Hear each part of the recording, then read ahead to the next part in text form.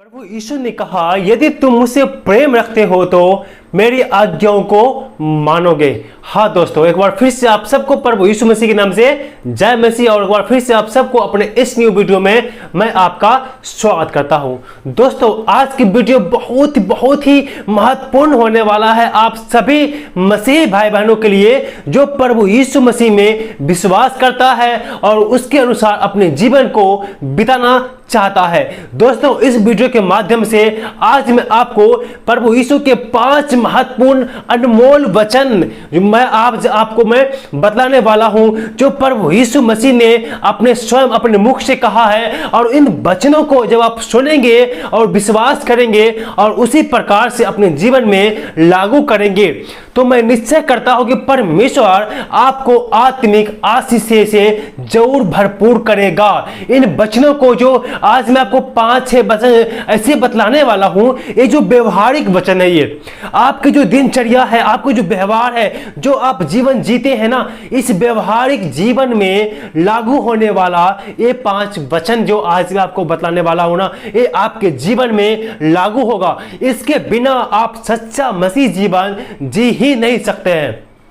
अगर जो ये जो 5 वचन आज मैं आपको देने वाला हूं ना, प्रभु यीशु मसीह के जो वचन है, इस वचन को आप अपने जीवन के जो व्यवहारिक जीवन आप जी रहे हैं ना, वो जो दिनचर्या आप जी रहे हैं, उसमें लागू होने वाला ये वचन है। अगर जो आप ऐसा नहीं करते हैं तो इसका अर्थ होगा आप प्रभु यीशु मसीह से सच्चा प्रेम नहीं करते। क्योंकि प्रभु ने कहा, यदि तुम मुझसे प्रेम रखते हो तो मेरी आज्ञाओं को जरूर मानोगे। तो दोस्तों, वो कौन कौन सा 5 ऐसे वचन है जो व्यवहारिक वचन है, आपके दिनचर्या में लागू होने वाला है। अगर जो भी आप दिनचर्या जीते हैं ना, उसमें इसको इंक्लूड करना है, उसमें इसको लागू करना है। अगर जो लागू नहीं करते हैं तो आप प्रभु यीशु मसीह का सच्चा बेटा बेटी नहीं होंगे।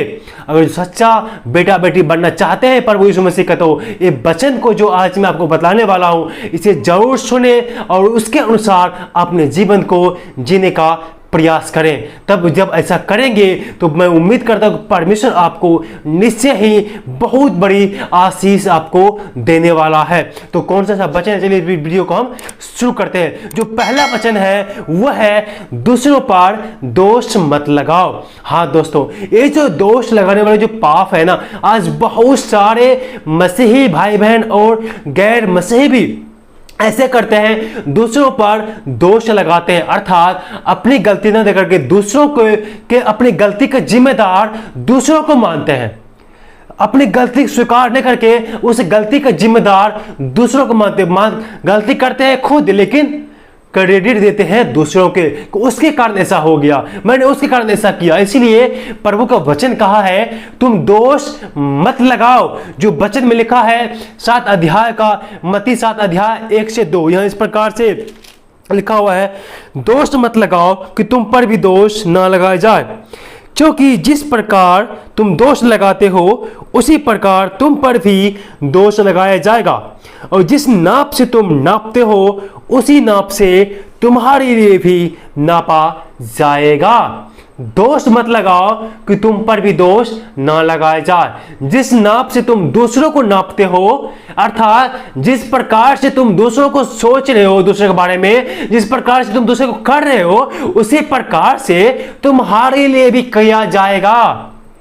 जिस नाप से तुम दूसरे को नापते हो ना, वो व्यक्ति ऐसा है, वो ऐसा है, उसी नाप से आपके लिए भी नापा जाएगा। नियम उसके लिए भी वही है, आपके लिए भी वही है। इसीलिए प्रभु ने कहा, तुम दोष मत लगाओ। मेरे प्रिय भाई बहनों, ये सबसे बहुत बड़ा पाप है। हम लोग गलती तो करते हैं लेकिन उसे स्वीकार नहीं करते हैं। हम बोलते हैं उसने ऐसा किया इसलिए मैंने ऐसा कर दिया। आदम हव्वा भी, जब परमेश्वर ने उस अच्छे और बुरे ज्ञान का जो वृक्ष का जो फल था, उसे खाने के लिए उसने परमेश्वर ने मना किया था। लेकिन जब आदम हव्वा पति पत्नी ने शैतान के बहकावे में आकर के जब शैतान ने उसके परिवार में फूट डाल दिया, तो उसने पाप किया, उस वर्जित फल को खाया। लेकिन जब परमेश्वर ने पूछा हव्वा को या आदम को कि तुमने ऐसा क्यों किया, तो आदम ने क्या बोला कि हे प्रभु, जिस स्त्री को तूने मेरे साथ रहने के लिए दिया है वह स्त्री ने मुझे दिया और मैंने खा लिया। वही तो है पाप का वृक्ष, दोष लगाना। यानी दोष दूसरों पर हम थोपते हैं। तो उन गलती जो आप गलतियां करते हो ना, उसे आप स्वीकार कर लीजिए, मैंने गलतियां किया है, आप पछताव कर लीजिए, आप माफी मांग लीजिए। उसके बाद उन गलतियों को आप मत दोहराइए, उसको मत दोहराइए। एक बार अनजाने में किया हुआ पाप माफ किया जाता है, लेकिन उसके लिए यीशु ने बलिदान भी हुआ है। लेकिन अब जब दोबारा पाप करते हैं तो दोबारा कोई बलिदान नहीं है यीशु मसीह के अलावा। एक बार यीशु ने आपके पापों के लिए बलिदान हुआ, दोबारा आपके लिए बलिदान नहीं होगा। वो आप दोबारा आपको दंड दिया जाएगा। इसीलिए आप दूसरों के ऊपर में दोष ना लगाएं। ये व्यवहारिक बातें हैं, जो जैसा मैंने आपको कहा ना, ये व्यवहारिक बातें हैं आपके दिनचर्या में। ये प्रभु यीशु मसीह की जो 5-6 बातें आज मैं आपको बताने वाला हूं ना, ये आपके व्यवहार में दिखना चाहिए, आपके व्यवहार में दिखेगा। इसीलिए आप दूसरों पर दोष मत लगाइए। जब दोष लगाएंगे तो आपके लिए, आपके ऊपर में भी दोष लगाया जाएगा। और जो दूसरा वचन है प्रभु यीशु मसीह का, वो है किसी भी बात का चिंता ना करें, किसी भी बात का चिंता ना करें। मेरे प्रिय भाई बहनों, बहुत सारे मसीह भाई बहन मसीह होने का था, विश्वास होने के बाद भी बहुत चिंता करते हैं। आज क्या खाएंगे, अब क्या करेंगे, कल क्या होगा, 6 महीने बाद क्या होगा, अरे कल क्या होगा किसने देखा है। अगर जो हम आज मर जाएंगे तो कल किसने देखा, कल क्या होगा मुझे क्या पता। तो आज के लिए आज का चिंता ही बहुत है। क्योंकि मेरे प्रिय भाई बहनों, वचन ये कहता है, मत्ती रचित सुसमाचार 6 अध्याय का 31 से जब 34 में पढ़ते हैं, लिखा है, इसीलिए तुम चिंता करके यह न कहना कि हम क्या खाएंगे या क्या पिएंगे या क्या पहनेंगे, क्योंकि अन्य जाति इन सब वस्तुओं की खोज में रहते हैं, पर तुम्हारा स्वर्गीय पिता जानता है तुम्हें इन सब वस्तुओं की आवश्यकता है। इसीलिए पहले तुम परमेश्वर के राज उनके धर्म की खोज करो, तो ये सब वस्तुएं तुम्हें मिल जाएगी। अतः कल की चिंता न करो, क्योंकि कल का दिन अपनी चिंता आप कर लेगा। आज के लिए आज का ही दुख बहुत है, आज के लिए आज का ही दुख बहुत है।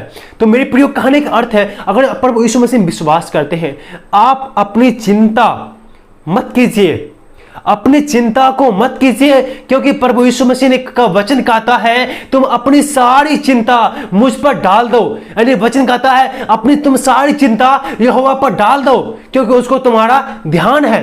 पहला पत्रस में लिखा हुआ है। इसीलिए आपका जो चिंता है, आपकी जो समस्याएं हैं, आपकी जो परेशानी है, आपकी जो मुसीबतें हैं, आप परमेश्वर को सौंप दीजिए।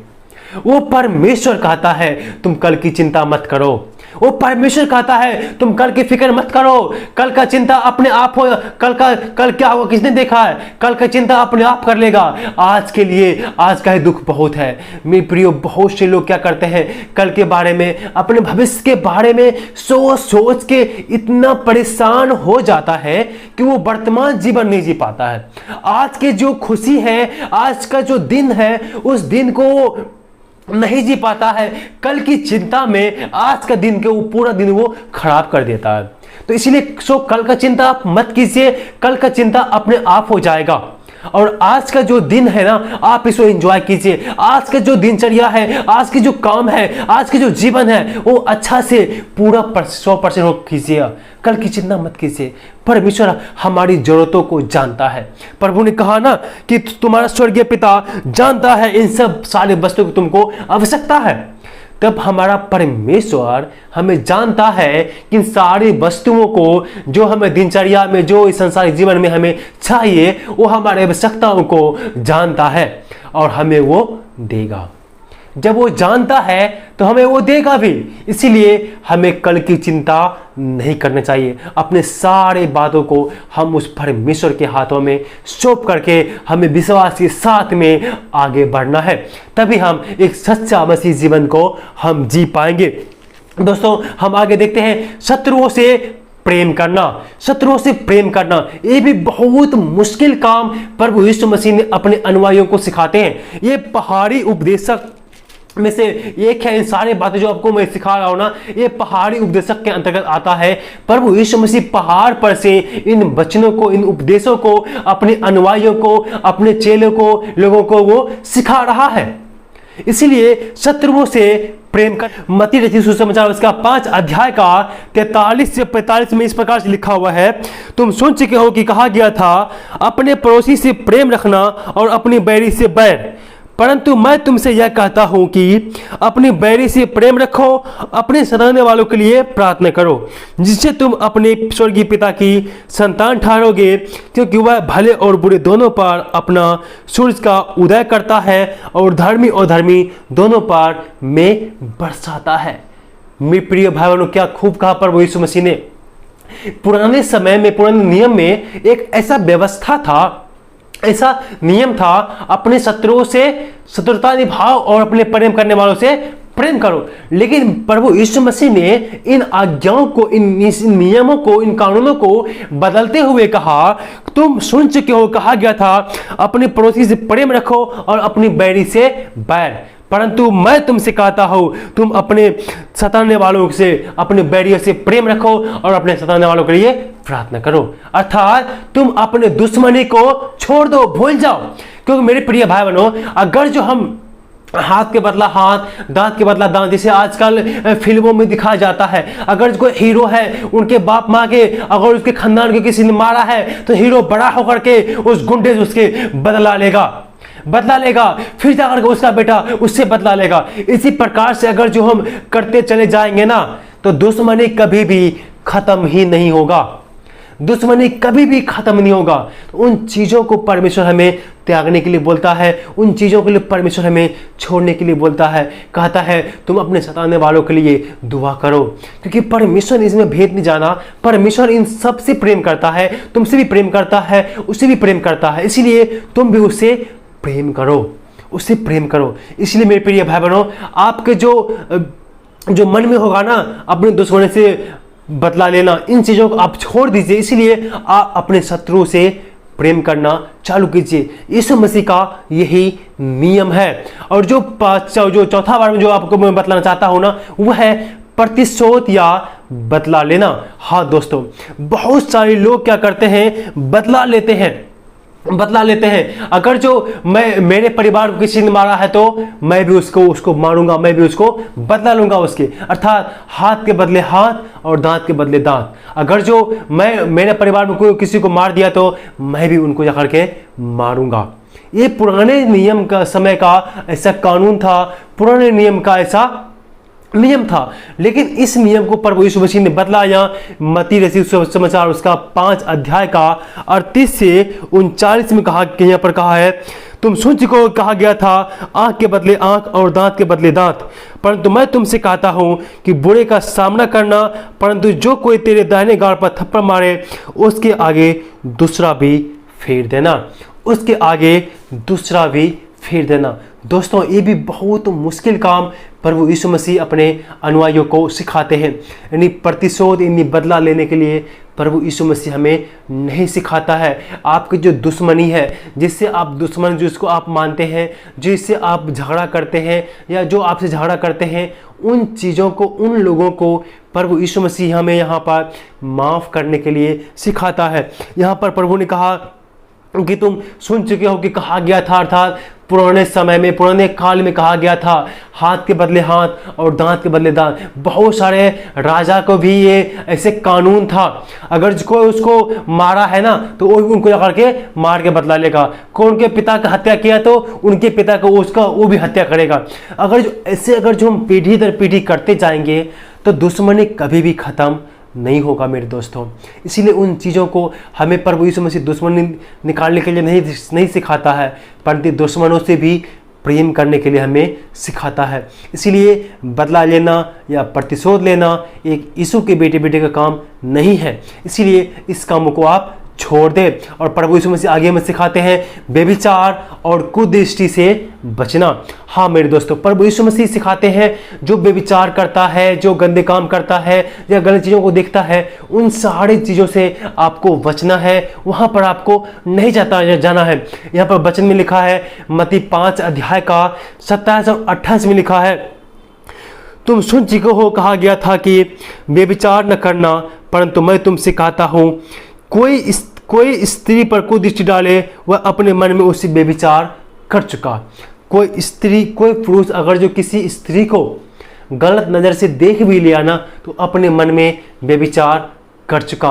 पुराना नियम में एक व्यवस्था था, एक नियम था, अगर कोई व्यभिचार कर ले, आप मन में क्या सोचते हैं वो फर्क नहीं पड़ता है, लेकिन अगर जो आपने कर दिया तो आप एक व्यभिचारी हो गए। लेकिन इन चीज़ों को प्रभु यीशु मसीह ने बदल दिया, कहा नहीं तुम करोगे तब व्यभिचार होगा, ऐसा नहीं है। तुम अगर जो नहीं भी किया है, अपने मन में भी गंदा उसके बारे में सोच लिया, तुम अपने मन में व्यभिचार, अपने मन में पाप कर चुका। तो मेरे प्रिय भाई बहनों, ये जो व्यभिचार नामक जो पाप है ना, आजकल के जो यूथ है, आजकल का जो जवान भाई बहन है, वो लोग बहुत इन पाप से ग्रसित है। हर एक जवान भाई बहन आज से इन व्यभिचार के पाप से ग्रसित है।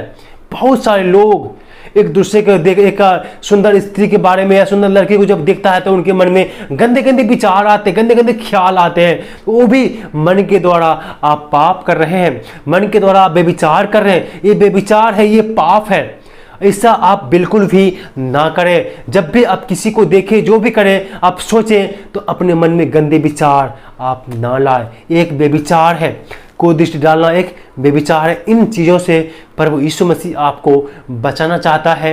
इन चीज़ों को आपको छोड़ने के लिए प्रभु यीशु मसीह कहता है। और जो मैं एक छठा चीज़ में मैं आपको बताना चाहता हूँ वो है अपने सताने वालों के लिए प्रार्थना करना। बहुत कठिन काम प्रभु यीशु मसीह अपने अनुयायियों को सिखाते हैं, अपने सताने वालों के लिए प्रार्थना करना, जो मत्ती 5:44 में लिखा है, परंतु मैं तुमसे कहता हूं कि अपनी बैरी से प्रेम रखो और अपने सताने वालों के लिए प्रार्थना करो। अपनी बैरी से प्रेम रखो और अपने सताने वालों के लिए प्रार्थना करो। दोस्तों, जो आपको सताता है, जो आपको मारता पीटता है, क्या उसको आप श्राप देते हैं या बदले में आप भी उसे झगड़ा करते हैं? अगर ऐसा करते हैं तो यीशु के शिक्षा के अनुसार वो गलत है।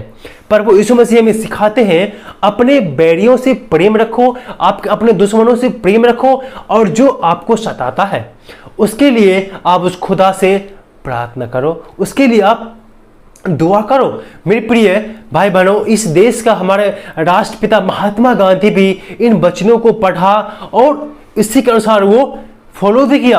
पर जैसे कि आज जो महात्मा गांधी के जो वचन है, कोई एक गाल पर थप्पड़ मारे उसे उसके आगे दूसरा फेर दो, ये बात कहाँ लिखा है? ये पवित्र बाइबल में लिखा है। उस महात्मा गांधी ने बाइबल से पढ़ा, बाइबल से सीखा और उन चीज़ों को वो अपने जीवन में भी लागू भी किया, तभी वो सत्य अहिंसा का रास्ता अपनाया था। तो इसीलिए मेरे प्रिय भाई बहनों, अपने दुश्मनों के लिए प्रार्थना करना बहुत कठिन काम है, जो प्रभु यीशु मसीह ने ऐसा करके हमें सिखाया।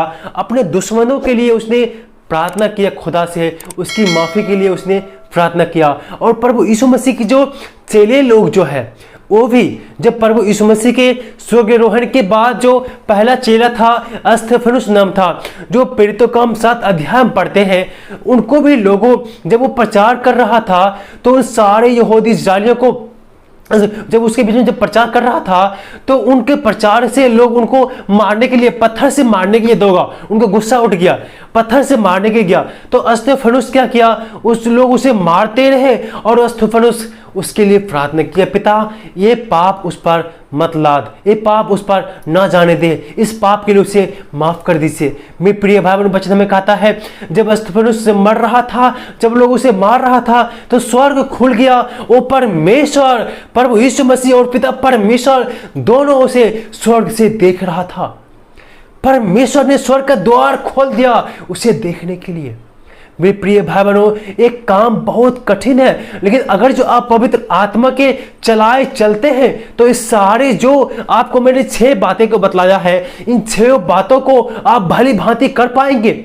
आप संसारिक तौर पर तो आप नहीं कर पाएंगे, लेकिन अगर जो आप पवित्र आत्मा के चलाए चलते हैं तो आप इन बातों को अपने जीवन से जरूर कर पाएंगे। इसीलिए मेरे प्रिय भाइयों, इन व्यवहारिक बातों को जो आज मैंने आपको बतलाया है, पवित्र आत्मा की अगुवाई से अपने जीवन में लागू करें और उसी अनुसार से आप अपने जीवन को जीने प्रयास कीजिए। और पवित्र आत्मा और परमेश्वर आप सबको आशीष देगा और आपके जीवन में उन्नति देगा। आप सबको परमेश्वर इस वचन के द्वारा आशीष दे। आमीन।